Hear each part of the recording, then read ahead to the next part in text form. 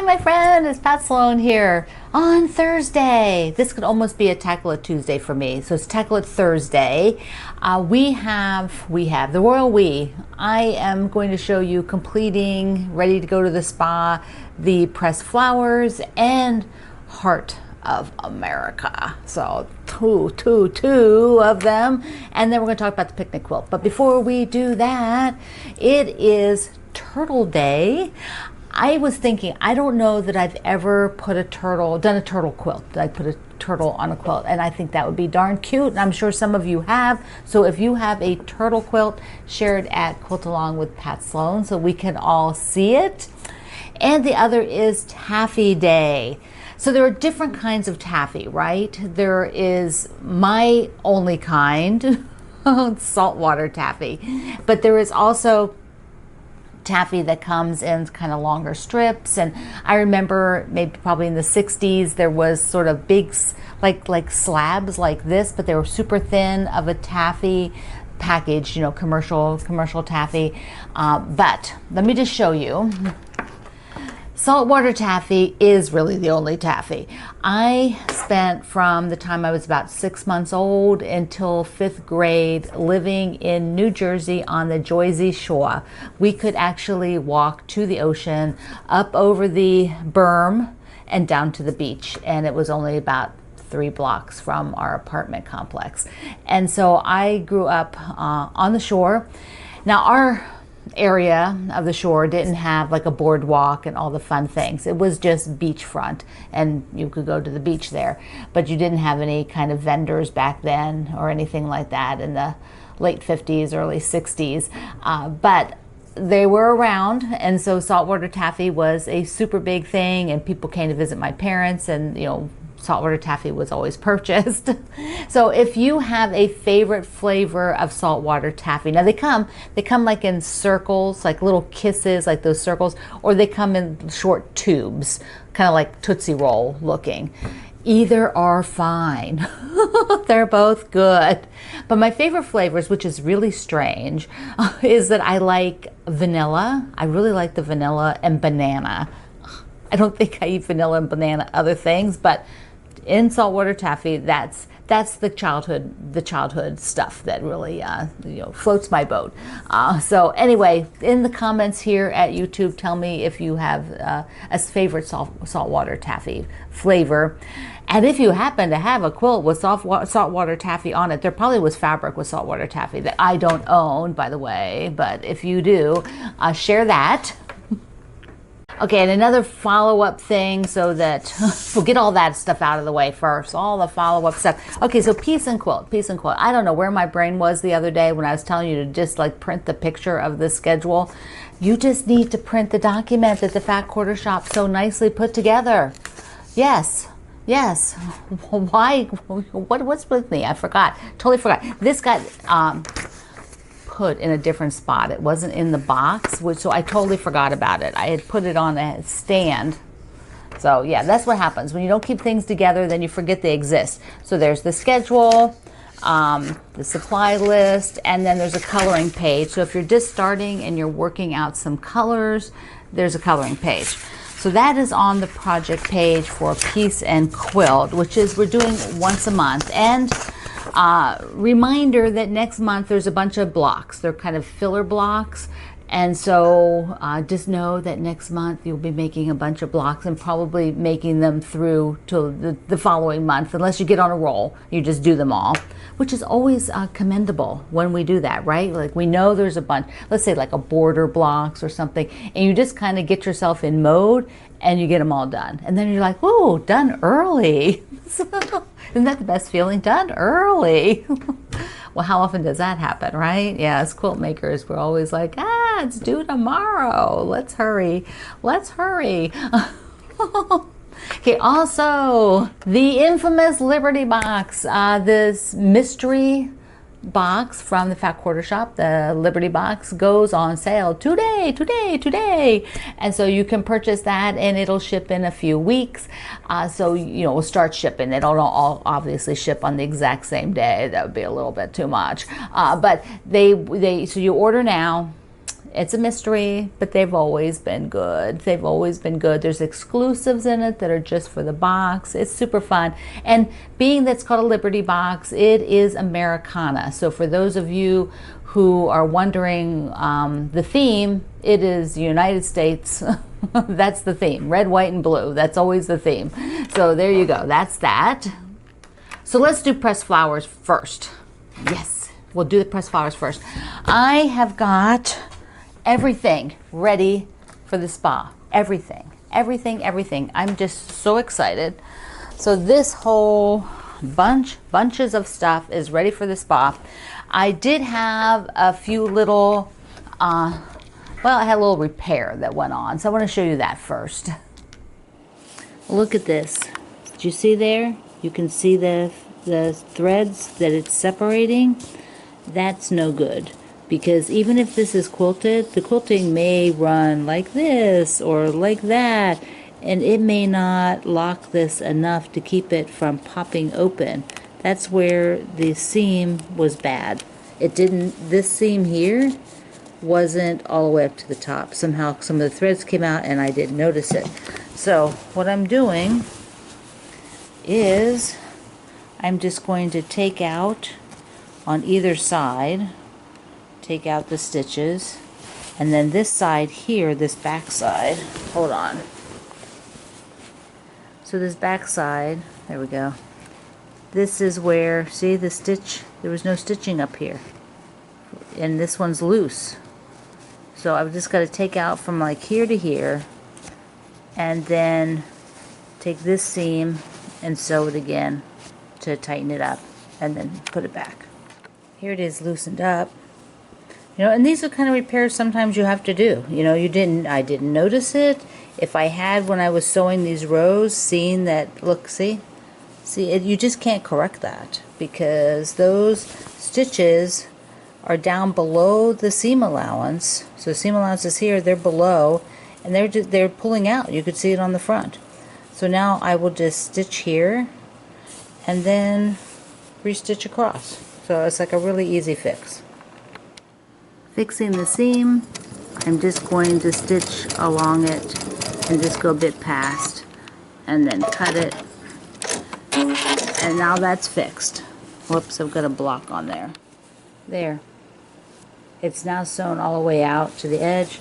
So all I have to do is re-sew where this hole is. I didn't need to take the whole thing off. All I have to do is fix the part where the issue is. Now I would just start past this other stitching here and go past where I pulled it. You know, so the stopping point, I will go past it like about 2 inches, and that's that. See, now in the front you don't see any seams pulling like that was before. They're tight and awesome, and it can be quilted and used and tugged, and the seam won't come open, because that seam was coming open right from here, right here, and that just would be no good. So an easy fix, something that, you know, I could have caught when I was sewing this across and stopped and fixed it before I sewed the whole 2 sections together, but I was able to see it while I was pressing so that I could get it fixed without the long arm, or maybe saying now there's a hole, because once they put it on the machine to be long armed, it pulls it. It could have popped it then. So anyways, all fixed. When you see something like that, you do want to fix it, because it is not going to get any better with the quilting. The quilting may have just totally, like the design may have gone all around that spot, and then it would pop open. No good, no good. So here's the top. I can't remember if I showed you this the other day or not, but here it is with the lavender border on it, which is like the diagram. I am just so excited about it. It was fun to show you my process of kind of switching the blocks around the other day. And I know some of you just said, you know, you would have liked the symmetry, which is great, because quilting lets you do what you want to do and me do what I want to do. So awesome. Backing. I've got the backing done. Now I wanted to use my wide back, and all I had was some big pieces. So let me just show you my thoughts on that.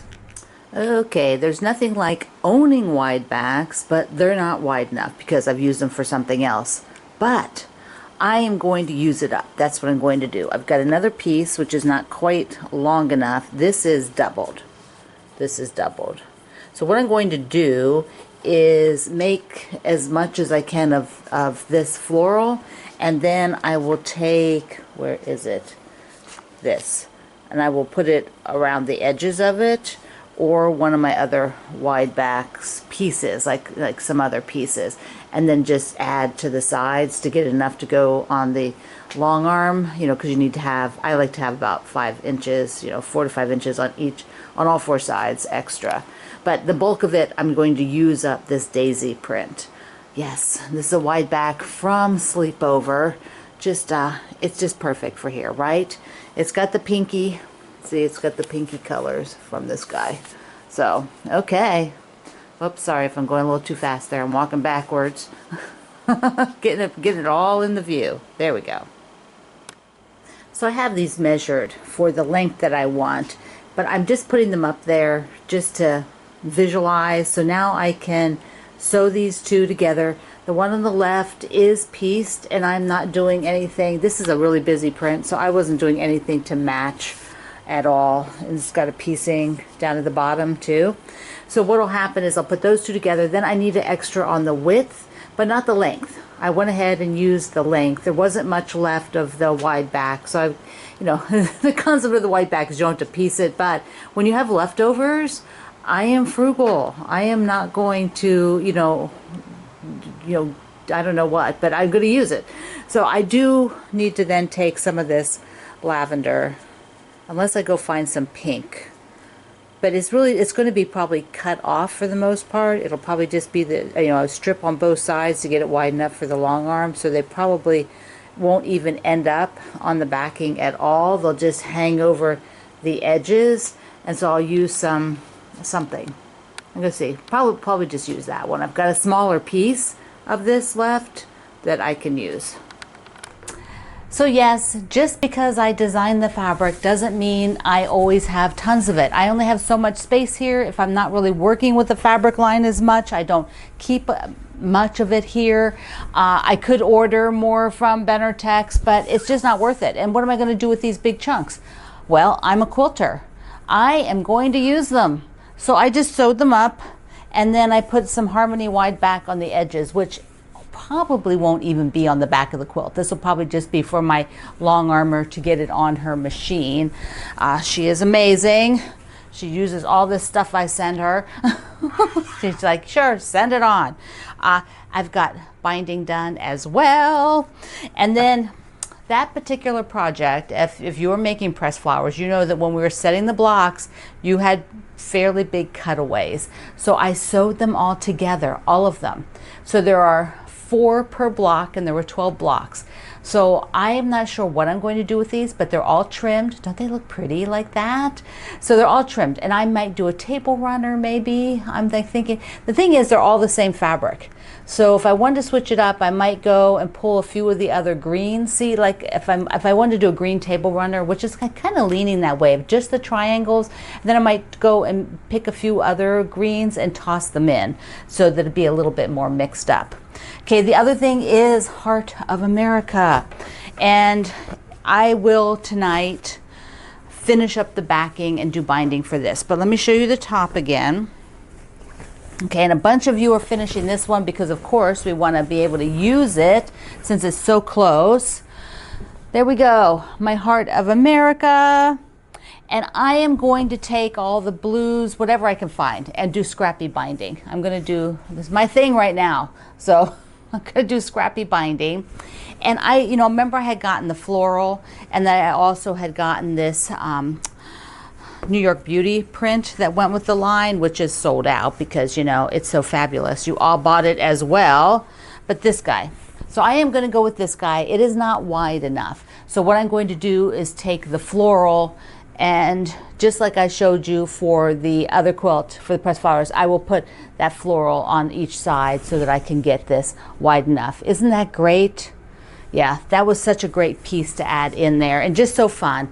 And you know, like I said, I kept thinking, oh, I could just do something just with this. I'm like, no, just put it on the back. Just put it all together. Do it. Because you know, it doesn't happen. And I want to use it, and I want it all to happen now. Okay, so let's talk. Okay, hold on one sec. Now it's time for the picnic quilt.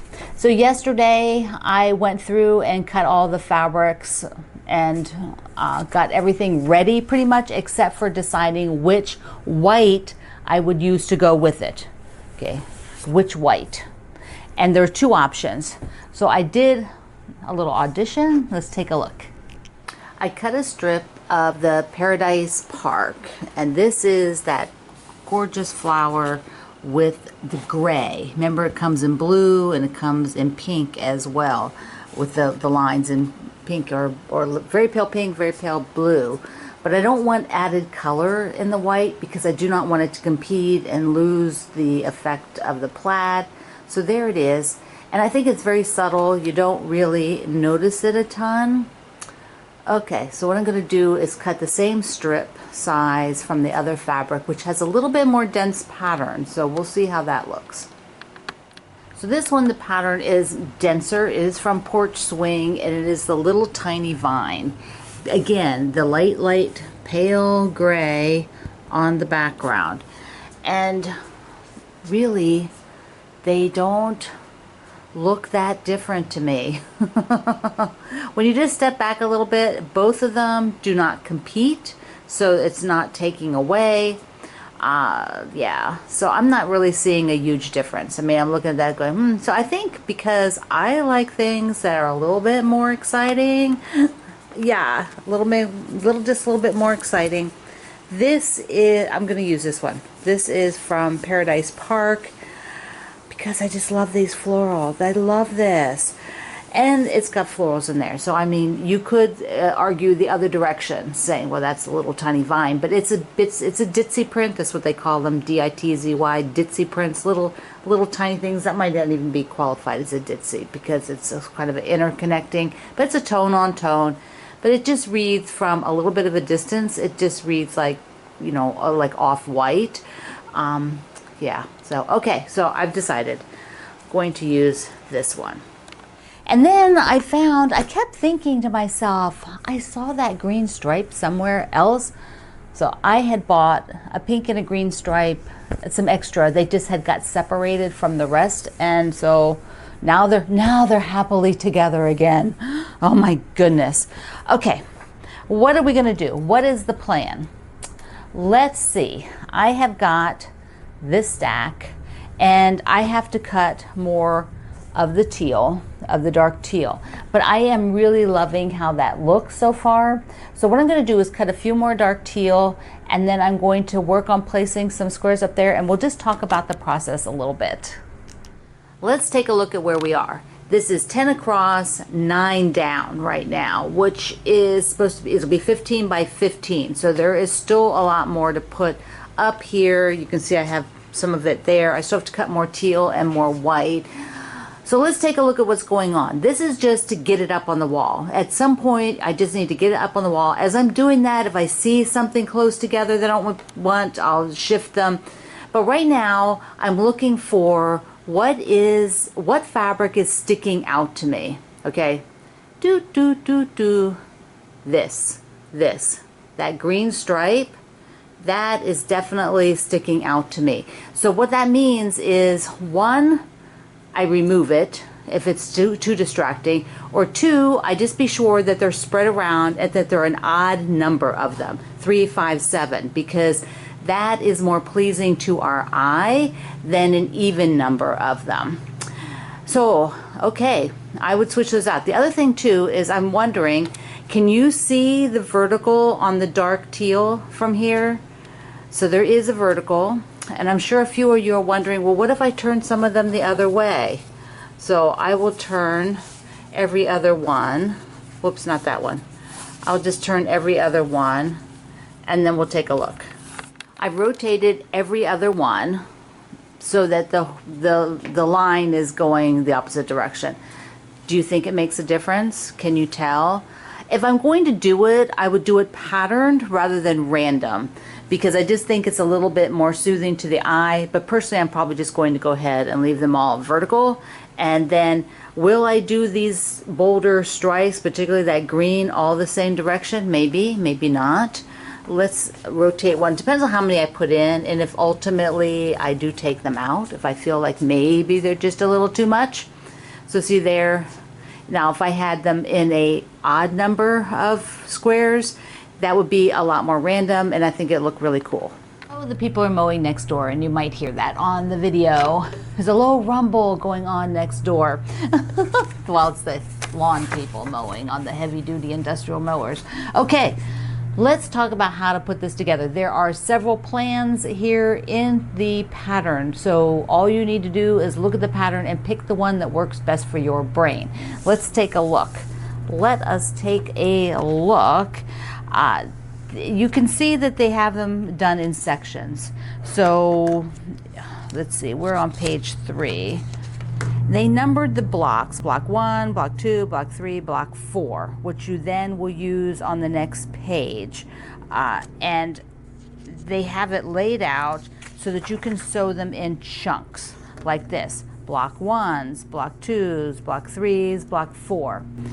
Then you sew things together, you get these big chunks, sew those together, you get the full quilt, which is 15 by 15 squares. Now that might work super good for some of you. Others of you might prefer to do a whole row. So they have here how, just light darks. So this is like background print, and here is print dark. So you can see that there's a pattern. And if you're going to sew in rows, then you kind of know if you're sewing like a row 2 and there's a background square, something's off. You picked it up wrong or something like that. But no matter what, you need to have everything up on the wall. Otherwise, it's going to be confusing and you're going to lose your colorations and everything else. And so there are 2 different ways. I personally am going to do a third way, which is my own chunking. I will probably chunk it into 4 units. So pretty much, here, we'll go back to the other page here. So I will pretty much do this. I will skip. I won't even do those previous ones. I don't need that. I don't need that. This is like 1, 2, 3, 4, 5, 6, 7, 8 by 1, 2, 3, 4, 5, 6, 7, 8. So that's 8 by 8. And this is 1, 2, 3, 4, 5, 6, 7, yeah, 7 by 7, 7 by 8. So I will chunk like this. I will ignore this page and ignore those, ignore the ones before. I just have it all up on the wall, and I'll get this whole unit here. And I could even split that into half if I wanted, if I felt it was a little too much. But I think I can get, maybe just do half of it and then the bottom, top half, bottom half, something like that. So these bigger chunks work for my brain. I can't do it by block number like that. That doesn't work for me at all, because I want to do color placement. This isn't giving you the whole picture. This is having you sew blocks in advance without the whole picture. So just be aware when you pick something, logically think about how does that make sense for you.